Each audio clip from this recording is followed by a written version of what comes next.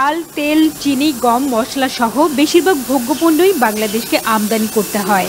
আর তৈরি পোশাক, ইস্পাত, সিমেন্ট, প্লাস্টিক সহ অধিকাংশ শিল্পের কাঁচামাল ও যন্ত্রপাতির সিংহভাগই আমদানি নির্ভর।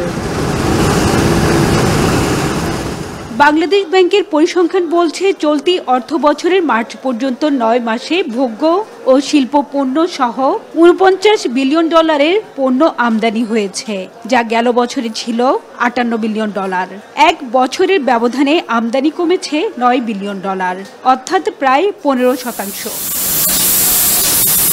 ভোগ্যপণ্যের ক্ষেত্রে ভোজ্য তেল আমদানি কমেছে প্রায় 31%, ডাল 36% ও গম আমদানি কমেছে 10%।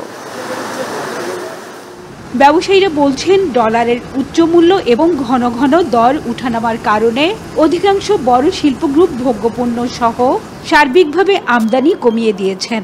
এখনও অনেক ব্যাংক এলসি মার্জিন বেশি নিচ্ছে, ফলে সবার হাতে পর্যাপ্ত নগদ অর্থের সংস্থান নেই। সেই সঙ্গে গ্যাস বিদ্যুতের দফায় দফায় দাম বৃদ্ধিতে উৎপাদন খরচও বেড়েছে। আমার পণ্যের কস্টিংটা কি হবে এটাই তো আমি এখন নির্ণয় করতে পারছি না। তো আমি তো পণ্যটা এনে আমি বিক্রি করে দিচ্ছি উইদিন 1 to 2 months। যখন আমার রিপেমেন্টের টাইম হচ্ছে 1 বছর পরে, তখন গিয়ে দেখা যাচ্ছে বিশাল অঙ্কের একটা লোকসানের ধাক্কা এটা আমাদের ঘাড়ে পড়ছে। যাদের ইম্পোর্ট আছে বাট এক্সপোর্ট কম, ওরা বাইরে থেকে অ্যারেঞ্জমেন্ট করতে দিলে ওই ক্ষেত্রে প্রাইসিংটা ডলার একটু বেশি আর কি। তো এই ক্ষেত্রে যেটা হচ্ছে যে আসলে ডলার ফ্ল্যাকচুয়েশনের কারণে বাজারে একটু ধরনের প্রাইসিংয়ে অনেক সময় কারো কস্টিং কম, কারো কস্টিং বেশি, এটা একটা ইম্প্যাক্ট ফেলতেছে। কমেছে ইস্পাত, সিমেন্ট সহ নির্মাণ খাতের উপকরণ আমদানিও। গেল 2022-23 অর্থ বছরে মার্চ পর্যন্ত সিমেন্ট ক্লিংকার আমদানি হয়েছে $927 মিলিয়ন, আর চলতি অর্থ বছরের একই সময়ে হয়েছে $715 মিলিয়ন। 9 মাসে আমদানি কমেছে প্রায় 23%। একইভাবে কমেছে ইস্পাত শিল্পের কাঁচামাল, লোহা ও ইস্পাত। প্রায় $1000 মিলিয়ন আমদানি কমেছে তৈরি পোশাক ও বস্ত্র খাতের কাঁচামালও। অধিকাংশ কারখানাই সক্ষমতার চেয়ে কম ক্যাপাসিটিতে চলছে।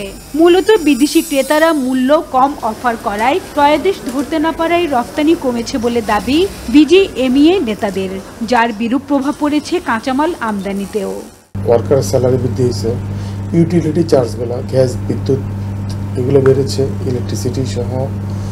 এরপরে আপনার বৃদ্ধি পেয়েছে আপনার লজিস্টিক, আপনার এখন কাস্টমসের ঝামেলা, এরপরে পোর্টের চার্জ, সব কিছু এমনভাবে বৃদ্ধি পেয়েছে সেটা আমরা অর্ডারগুলো কিন্তু অন্যান্য দেশের মতো ওদের সাথে তাল মিলিয়ে কিন্তু আমরা ওই পরিমাণ অর্ডারগুলো নিতে পারছি না। মূলধনী যন্ত্রপাতি আমদানির চিত্রে ফুটে ওঠে দেশের বিনিয়োগ আর কর্মসংস্থান পরিস্থিতি।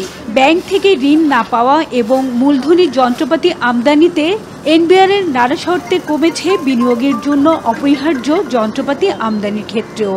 বাংলাদেশ ব্যাংকের তথ্য অনুযায়ী 2022-23 অর্থ বছরে যেখানে প্রায় $3.5 মিলিয়ন মূলধনী যন্ত্রপাতি আমদানি হয়েছে, সেখানে 2023-24 অর্থ বছরে আমদানি হয়েছে $2,848 মিলিয়ন যন্ত্রপাতি।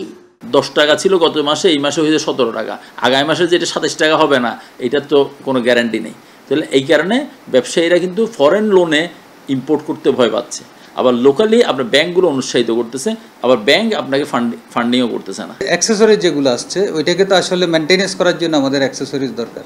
ওই অ্যাক্সেসরিজগুলোকে আমরা কিন্তু ওই ডিউটি ফ্রি বা ইজিলি যেটা ক্লিয়ার করা যায় ওইখানে নাই, অনেকগুলো এসআরও দিয়ে ওইগুলোকে আমরা একটু জটিল করে ফেলেছি, যার কারণে গিয়ে ওইখানে আসলে ওইটা বিনিয়োগ বান্ধব অনেক ক্ষেত্রে নয় বলে মনে হয়। রিজার্ভ ধরে রাখতে সরকার আমদানি নীতিতে কিছুটা কঠোর হলেও রফতানি আয় আর রেমিটেন্স না বাড়লে সার্বিক অর্থনীতিতে সুফল মিলবে না বলে মনে করছেন ব্যবসায়ীরা। হাজেরা শিউলি, এখন, চট্টগ্রাম। শিয়া বাটার, অ্যালোভেরা ও ভিটামিন ই সমৃদ্ধ লিলি বিউটি সোপ।